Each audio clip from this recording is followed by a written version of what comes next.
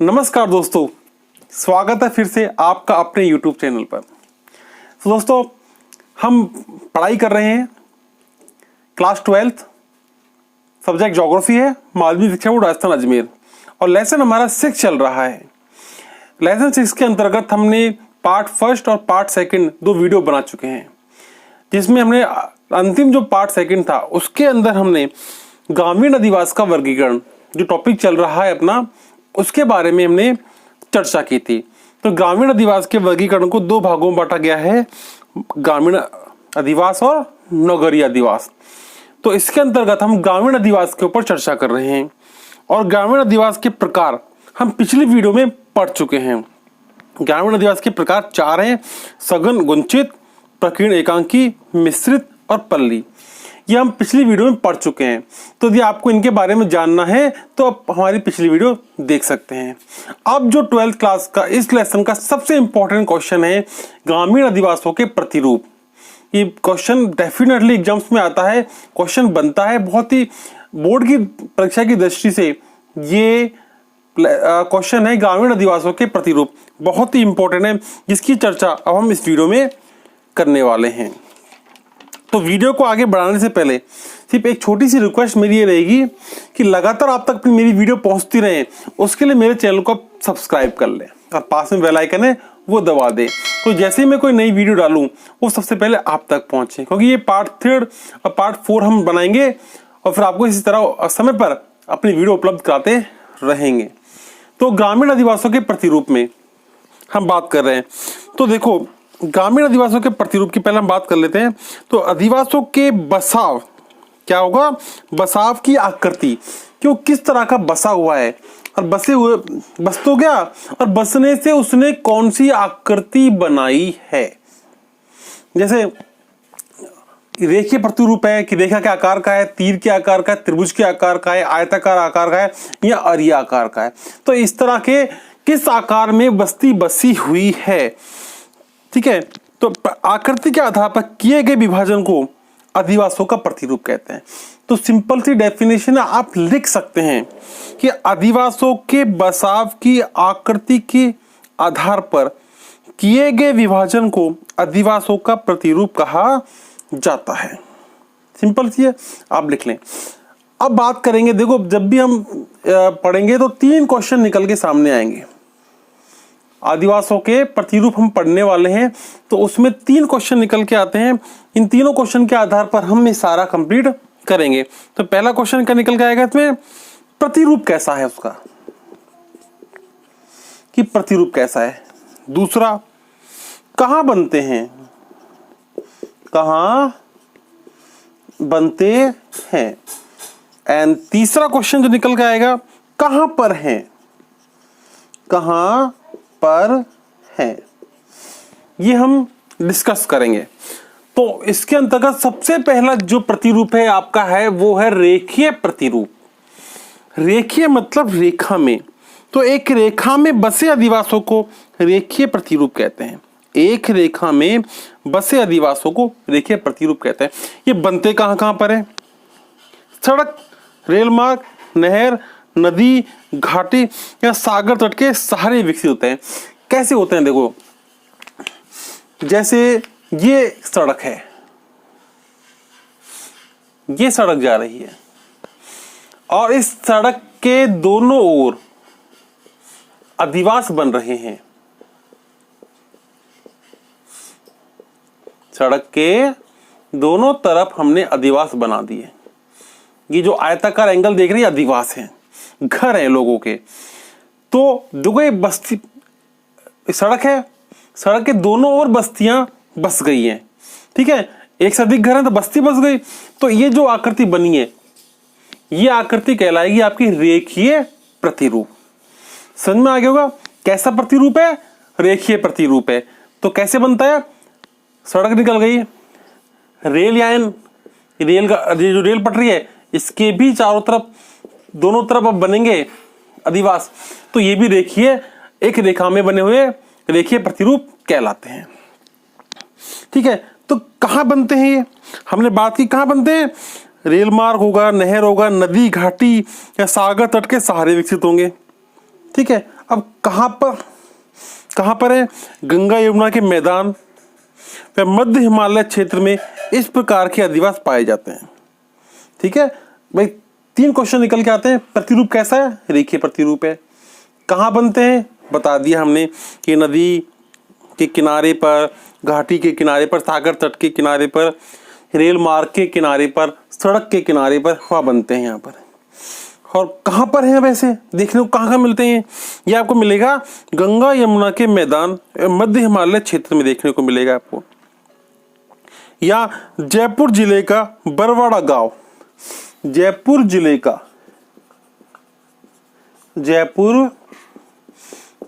का बरवाड़ा गांव है, वहां पर यह प्रतिरूप देखने को मिलता है।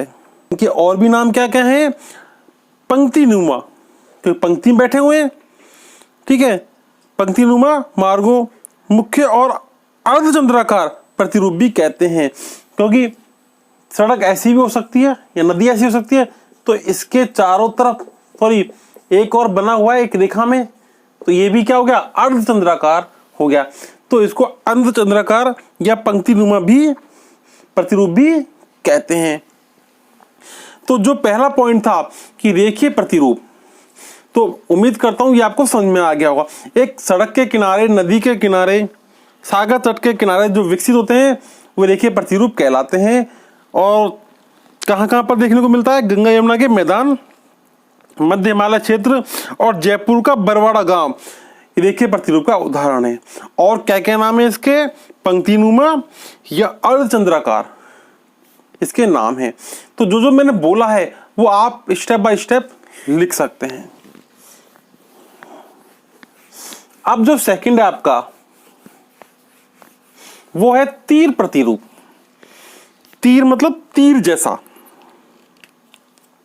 जो तीर के प्रतिरूप में अधिवास होते हैं उन्हें तीर प्रतिरूप कहते हैं। देखो जैसे कैसे बनता है, देखो ये जैसे तीर क्या करती है, ऐसी होती है। ठीक है, अब इस तीर की आकृति में यहां अधिवास आगे देखो, यह अधिवास है।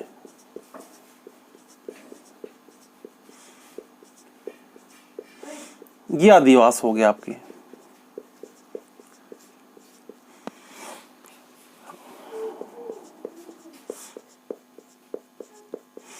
इस तरह देखो अधिवास बनते हैं तीर जैसी आकृति के किनारे, तो इन्हें बोलते हैं हम तीर प्रतिरूप कहते हैं।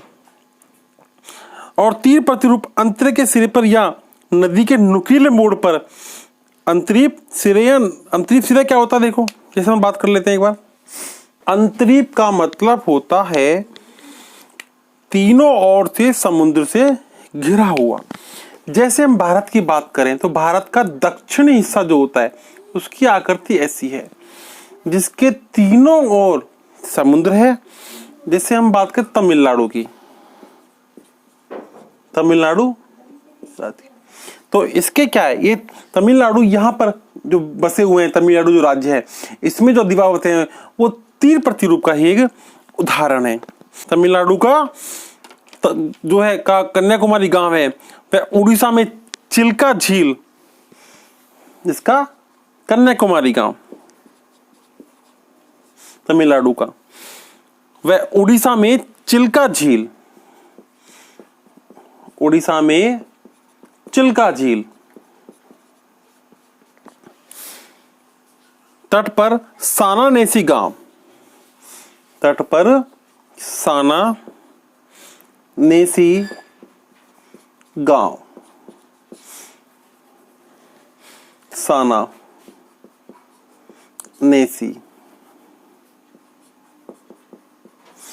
गांव में इस तरह के प्रतिरूप देखने को मिलते हैं। ठीक है, तो इसमें 3 क्वेश्चन हो गए। प्रतिरूप कैसा है आपका? तीर जैसा। कहां देखने को मिलेगा? जहां पर तीनों ओर जल हो, ठीक है, समुद्र हो या नदी का जो प्रतिरूप होता है, देखो ऐसे नदी होती है ना, तो ये भी क्या हुआ, नदी बहती है, इस तरह बह रही है नदी, तो ये बन गया तीर का प्रतिरूप। ठीक है, तो यहां पर भी ये देखो जैसे ये नदी बह रही है, ये पानी है नदी का, तो यहां भी तो अधिवास होंगे, ठीक है। तो यहां पर भी बने होते हैं, इनको बोलते हैं विसर्प, ठीक है। और तो हमने देखा 3 क्वेश्चन निकल के आए इसमें से भी। कैसा प्रतिरूप है? तीर जैसा। कहां बने होते हैं? जहां पर तीनों ओर क्या होगा? जल होगा, ठीक है। इसको बोलते हैं अंतरीप सिरे, अंतरीप बोलते हैं इसको, यहां देखने को मिलेगा। और कहां पर है ये? तमिलनाडु का कन्याकुमारी गांव, वह उड़ीसा में चिल्का झील के पास सारानेसी गांव, यहां पर आपको देखने को मिलेगा। और जो चिल्का झील आपकी भारत की सबसे बड़ी झील है, जिसका दिसंबर से जून तक पानी खारा रहता है और बाद में बारिश के मौसम में इसका पानी मीठा हो जाता है। तो ये तो था आपका तीर प्रतिरूप। तीसरा प्रतिरूप है त्रिभुजाकार प्रतिरूप। तो सिंपल सा है, त्रिभुज जैसी आकृति जिसकी बनेगी, व्यवस्थित जिसकी आकृति त्रिभुजाकार है, वो त्रिभुजाकार प्रतिरूप कहलाता है, ठीक है। इसमें क्या, देखो ये तो मालूम चल रहा है किस कैसा प्रतिरूप है, त्रिभुजाकार प्रतिरूप है। अब मालूम करेंगे बनता कैसे ये। तो जब नदी या सड़क, जैसे ये सड़क है, ये सड़क आई और ये सड़क आई, जब 2 सड़कें आपस में आती हैं, मिलती हैं, परंतु एक दूसरे को क्रॉस नहीं करती, काटती नहीं है, तो उसके अंदर जो अधिवास बसते हैं उन्हें हम त्रिभुजाकार अधिवास कहते हैं। जब 2 सड़क या 2 नदी आपस में आकर मिलती हैं और एक दूसरे को काटती नहीं है, ध्यान रखना इस चीज का, एक दूसरे को काटेगी नहीं, और उसके अंदर जो अधिवास बनते हैं उन्हें हम त्रिभुजाकार अधिवास, त्रिभुजाकार आकृति कहते हैं, ठीक है। अब जैसे ये क्या है? नदी है, नदी मान लो या सड़क मान लो, दोनों मिल रहे हैं आपस में, यहां मिल गए, और यहां पर जो जगह बची, यहां पर क्या बन गया? आपके अधिवास बन गए। यदि अधिवास पास पास में है तो सघन है, और दूर दूर हैं तो एकांकी अधिवास कहलाएंगे। तो इस तरह का प्रतिरूप जो बनता है उसे त्रिभुजाकार प्रतिरूप कहते हैं। तो कहां बनता हो गया? अब कहां पर देखने को मिलेगा ऐसा? तो ये आपको देखने को मिलेगा भारत में, ऐसी बस्ती देखने को मिलेगी भारत में। कहां पर? हरियाणा और पंजाब में, हरियाणा और पंजाब में इस प्रकार की बस्तियां आपको देखने को मिलेगी, इन 2 राज्यों में आपको देखने। ये था आपका त्रिभुजाकार प्रतिरूप। अगला पढ़ेंगे अपन आयताकार या चौक प्रतिरूप। नाम से क्लियर है, आयत के रूप में बसे अधिवासों को आयताकार प्रतिरूप कहते हैं। आयत के रूप में बसे अधिवासों को आयताकार प्रतिरूप कहते हैं। देखो बनते कैसे बनते हैं, कहां बनेंगे ये, ठीक है। तो कहां बनेंगे? एक सड़क ये जा रही है आपकी,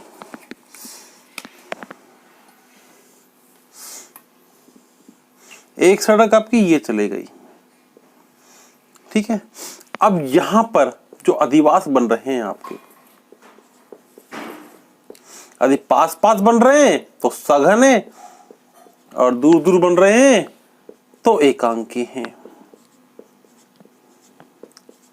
जो पिछली वीडियो में हम प्रकार में इनको पढ़ चुके हैं, सघन और एकांकी को। ये क्या है? सारे आयत अधिवास।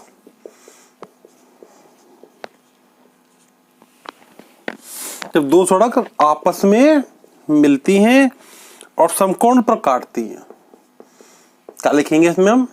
जब 2 सड़क आपस में मिलेंगी और समकोण पर काटती हैं, तो जो प्रतिरूप बनता है वो आयताकार प्रतिरूप बनता है। तो क्वेश्चन निकल के आया पहला, कैसा प्रतिरूप है? त्रिभुजाकार प्रतिरूप है। कैसे बनेगा?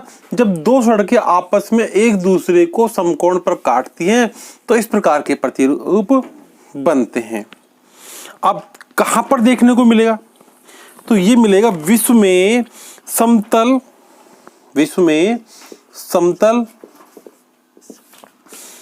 उपजाऊ समतल उपजाऊ मैदानी भागों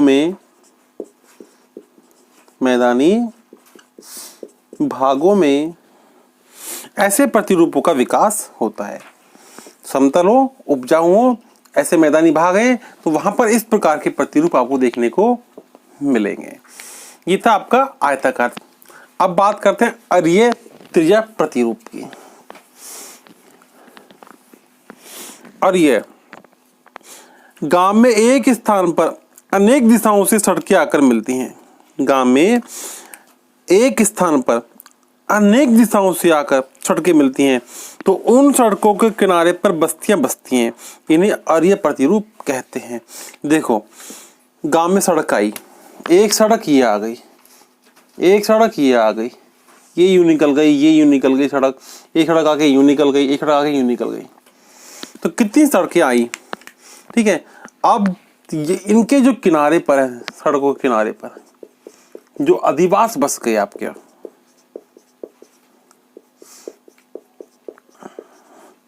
ये अधिवास है, तो इस तरह की जो संरचना बनेगी उसे हम अरीय त्रिज्या प्रतिरूप कहेंगे। तो त्रिज्या तो आपने जानते हो, त्रिज्या किसे कहते हैं।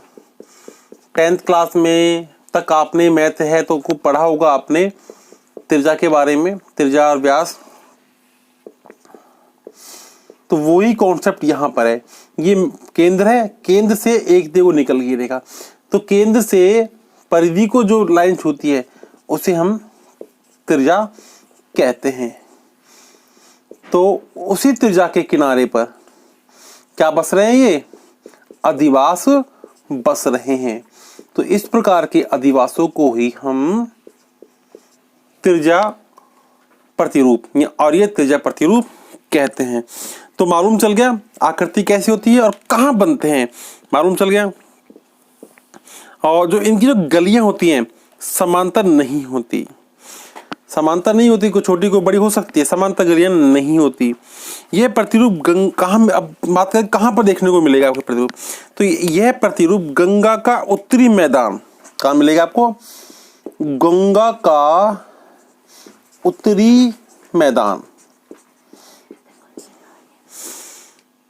राजस्थान,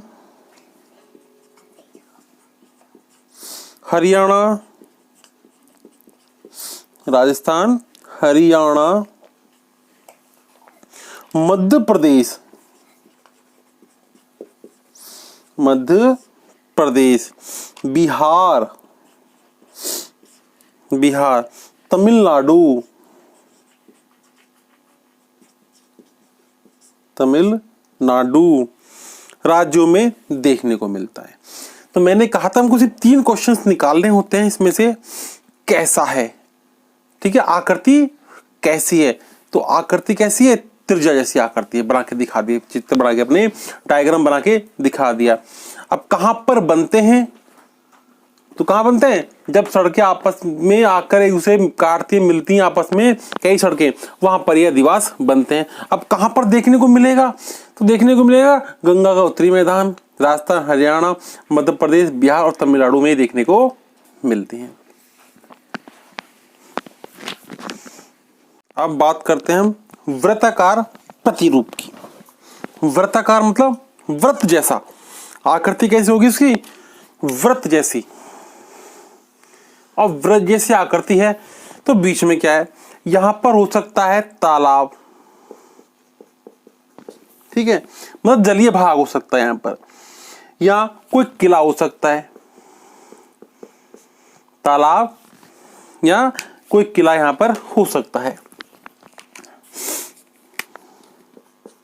तालाब, किला, या तो जलीय भाग होगा, और जलीय भाग में क्या था है, झील होगी या तालाब होगा या कोई कुआं होगा या कोई धार्मिक स्थल, धार्मिक स्थल, ठीक है, या कोई चौपाल, धार्मिक स्थल या चौपाल, ठीक है। इनके चारों तरफ ये क्या बन गया, एक वृत्त बन गया। तो इस वृत्त के चारों तरफ जो घर बनेंगे आपके, जो अधिवास बनेंगे आपके, तो इस तरह की आकृति को आप बोलेंगे वृत्ताकार प्रतिरूप। उम्मीद करता हूं आपको समझ में आ रहा होगा। कहीं भी कोई डाउट लगे, आपको कुछ समझना है, तो आप कमेंट्स करके पूछ सकते हैं। हमारी सेवाएं आपके लिए 24 आवर्स 7 डेज हैं। तो हम बात करें वृत्ताकार प्रतिरूप की, तो वृत्ताकार जैसी आकृति में बसे हुए अधिवासों को वृत्ताकार प्रतिरूप कहते हैं। कहां पर मिलेंगे देखने को? ये तालाब होगा कोई, उसके तालाब के किनारे पर, मतलब जलीय भाग, और जलीय भाग के अंदर आपका तालाब भी आता है, झील आता है, और यहाँ कुआं। कुआं तो झील, तालाब, कुआं, या कोई किला हो, या धार्मिक स्थल, या कोई चौपाल हो, तो चौपाल के चारों तरफ जो घर बस जाते हैं, ठीक है, उसे हम वृत्ताकार प्रतिरूप कहते हैं। मैं यहाँ पर एक ही लेयर बनाई है, आप चाहो तो 2-3 लेयर बना सकते हो इस प्रकार। और भी यदि घर पास पास में है तो सघन हो जाएगा, और दूर दूर है तो एकांकी प्रतिरूप हो जाएगा।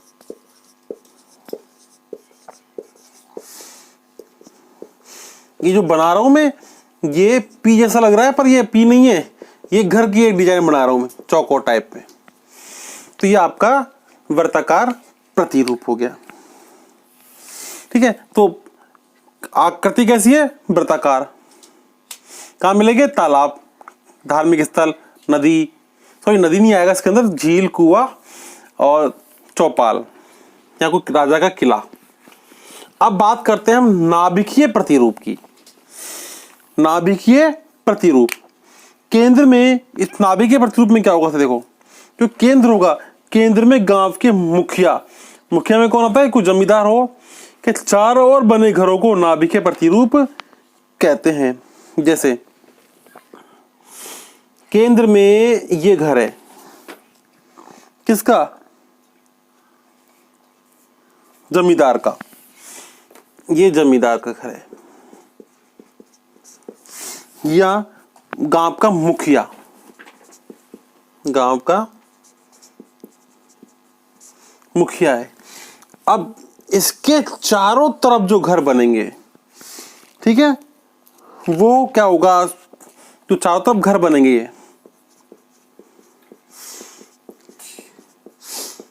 मेन बीच में क्या होगा? मुखिया जो होगा, मेन, जो नाभिक का मतलब जो केंद्र में, केंद्रीय नाभिकीय संरचना में केंद्र मुख्य रूप से होता है। तो बीच में गांव का मुखिया होगा, मुख्य जमींदार भी होते हैं मोस्टली गांवों में, तो जमींदार होगा मध्य में, तो उसके चारों तरफ जो संरचना बनेगी उसे हम नाभिकीय प्रतिरूप कहेंगे। जो वृत्ताकार है सेम वैसा ही, पर वृत्ताकार में किला हो सकता है, तालाब हो सकता है, कुआं हो सकता है, परंतु इस नाभिकीय प्रतिरूप में सिर्फ जमींदार या गांव का जो मुखिया होगा उसका ही घर होगा, और उसके घर के चारों तरफ मकान का और अधिवास होगा, निवास होगा। ठीक है, तो इस तरह की संरचना होती है, इसको हम नाभिकीय प्रतिरूप कहते हैं। अगला जो पॉइंट है आपका, वो है आपका अर्धवृत्ताकार। अर्धवृत्ताकार में देखो क्या होगा, जलीय भाग के एक ही और घर बने होंगे। जो जलीय भाग होगा उसके सिर्फ एक ही तरफ घर बने होते हैं, उसे हम अर्धवृत्ताकार कहते हैं। जैसे ये आपका तालाब है, ये आपका तालाब, या कोई झील होगी, तो इसके एक ही ओर हम घर बना लेते हैं, अधिवास बना लेते हैं।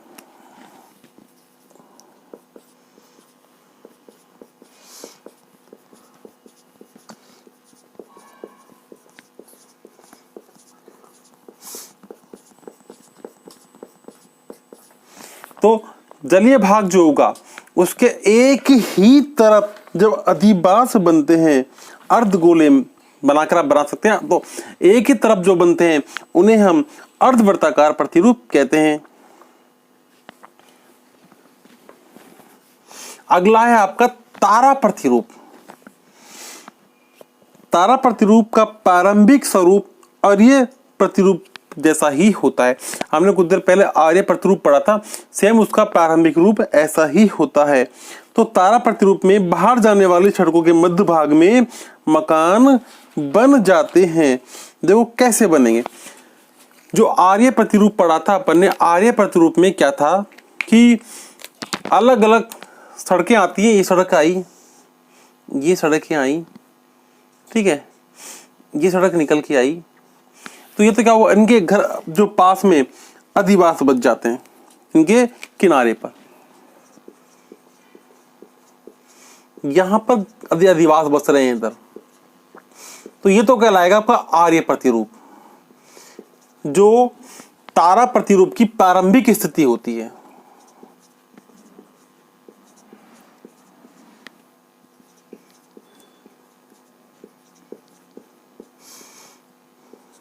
जो प्रारंभिक स्थिति होती है किसकी, आर्य प्रतिरूप की।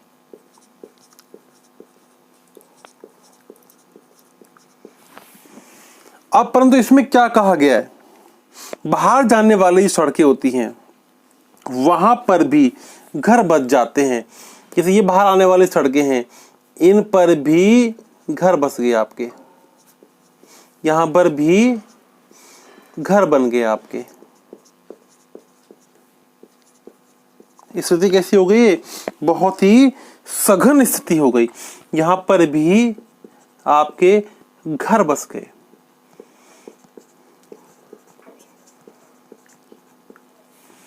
तो इस तरह की जो आकृति कैसे बनेगी तारा, देखो इसमें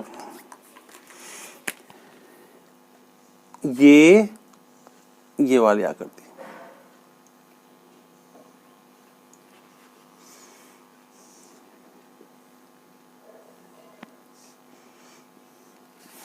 इस तरह की जो आकृति बनेगी उसे हम तारा प्रतिरूप कहते हैं।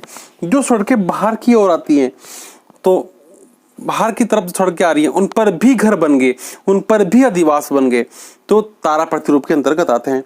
और ये पहले तो क्या होता है, आर्य रूप जो होता है वो बनता है, उसके बाद ये तारा प्रतिरूप का रूप ले लेता है। बाहर जाने वाली सड़कों के मध्य में भी घर बन जाते हैं। ये चीज आपको विशेषतः ध्यान रखनी है, दोनों में अंतर भी आपको ध्यान रखना है। तारा प्रतिरूप में बाहर जाने वाले सड़कों पर मकान नहीं बनते, सॉरी, आर्य प्रतिरूप में बाहर जाने वाले सड़कों पर मकान नहीं बनते, जबकि तारा प्रतिरूप में बाहर जो सड़कें निकल रही हैं उनके मध्य भी मकान बन जाते हैं। बात करते हैं आगे, अनियमित या अनाकार प्रतिरूप।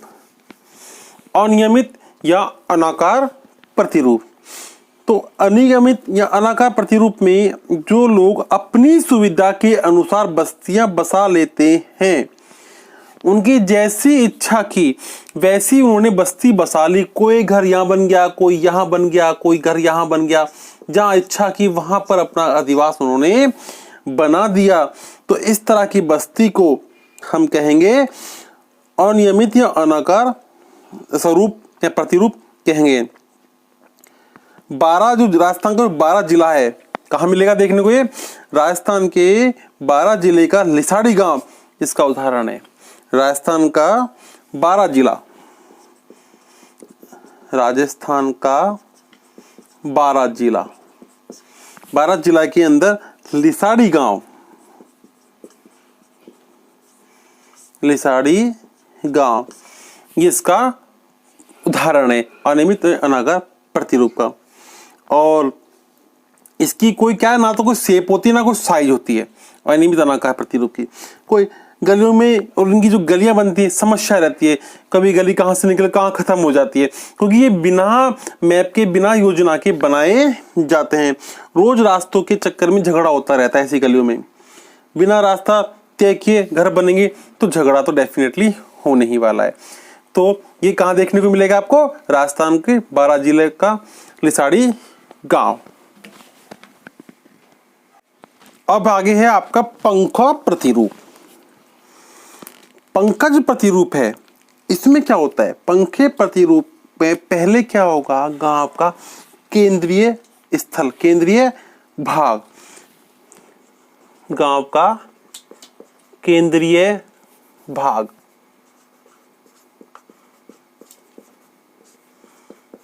जो होगा ये गांव का केंद्रीय भाग है। पहले तो यहां पर घर बनेंगे, गांव के केंद्रीय भाग जो होगा उसके चारों तरफ घर बनेंगे पहले तो।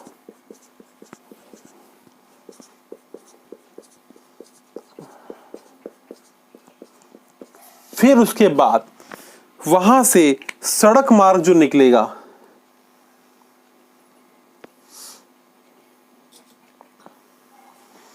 उस सड़क मार्ग के चारों तरफ घर बने, दोनों तरफ, सॉरी, सड़क मार्ग के दोनों तरफ घर बन जाएंगे।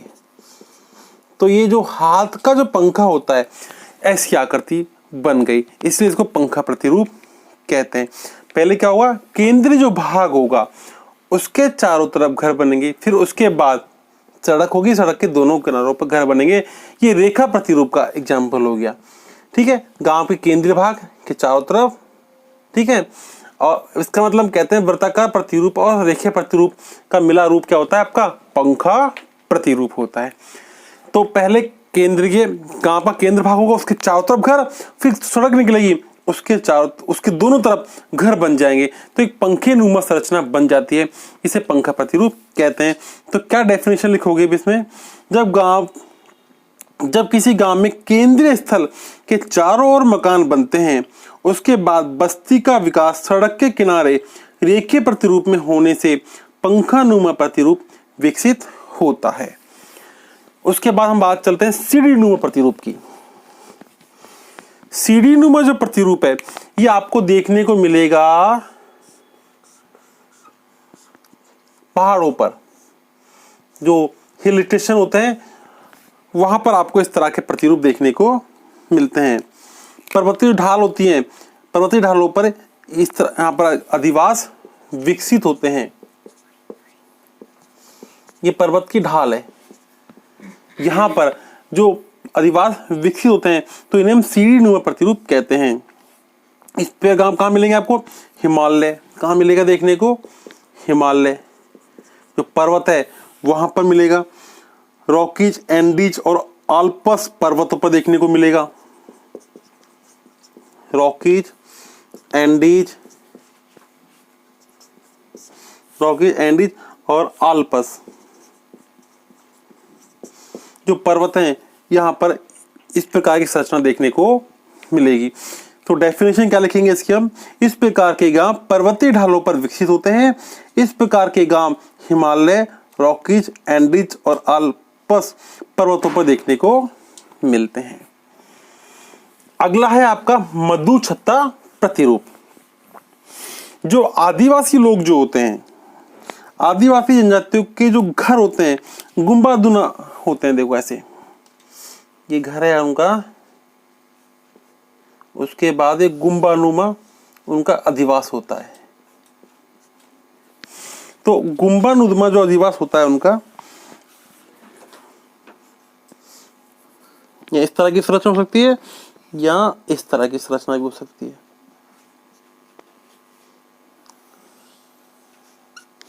तो ऊपर से देखने पर ये मधुमक्खी के छत्ते जैसे दिखाई देते हैं, इसलिए इन्हें मधुछत्ता प्रतिरूप भी कहते हैं।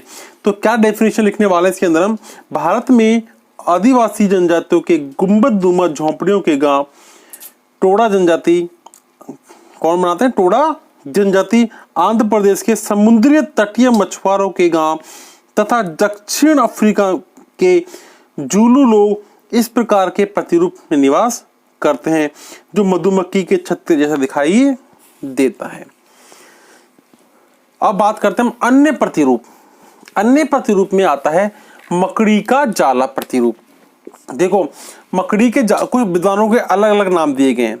कुछ विद्वानों ने तो नाम दिया है मकड़ी का जाला, या कुछ ने दिया है और ये प्रतिरूप जो हम पहले पढ़ चुके हैं, इस तरह का जो था वो यहाँ अधिवास थे। तो इस प्रकार से मकड़ी का जाला भी ये बन जाता है। तो कुछ विद्वानों ने आर्य प्रतिरूप नाम दिया है, कुछ ने मकड़ी का जाला इसका नाम दिया है।